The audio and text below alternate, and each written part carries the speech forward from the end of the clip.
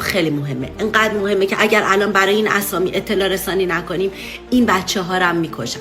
بچه هایی که توی زندان شاهرودن، حکم اعدامشون اومده، توی زندان شاهرود بند 3 حکم اعدامشون اومده و ما باید صداشون باشیم. نذاریم مثل 2 تا عزیز دیگه ای که توی زندان شاهرود اعدامشون کردن و ما دیر جنبیدیم و نتونستیم صداشون باشیم، اینا رو هم اعدام کنن.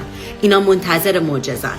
فرشید رحمانی، مرتضی زمانی، مهدی رنجبر، پوریا ساغری و پدرشون، محمد چوبداری و مهدی چوبداری که هر دو پدر و پسر هستند، امیر حسین مظفری. تمام این عزیزان توی بند 3 زندان شاهرود هستند و باید همین الان براشون اقدام کنیم. حکم اعدامشون اومده، نباید بذاریم جون اینها رو بگیرن. تا جایی که میتونین صدای این عزیزا باشین، نذاریم مثل 2 تا عزیزمون که توی زندان شاهرود اعدامشون کردن و ما از دستشون دادیم جون اینها رو هم بگیرن.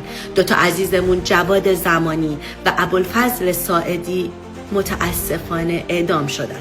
ما باید صدای این عزیزان باشیم. تا جایی که میتونی، هر کاری که میتونی، هر جوری که میتونی باید صدای این بچه ها باشی. نمیدونم چه جوری، هر جوری که میتونی اطلاع رسانی کن. اونا منتظر یه معجزه‌ای هستن. اونا منتظر این هستن که ما صداشون باشیم. اگه کوتاهی کنی جون اونها در خطر میفته. صدای اونها باش.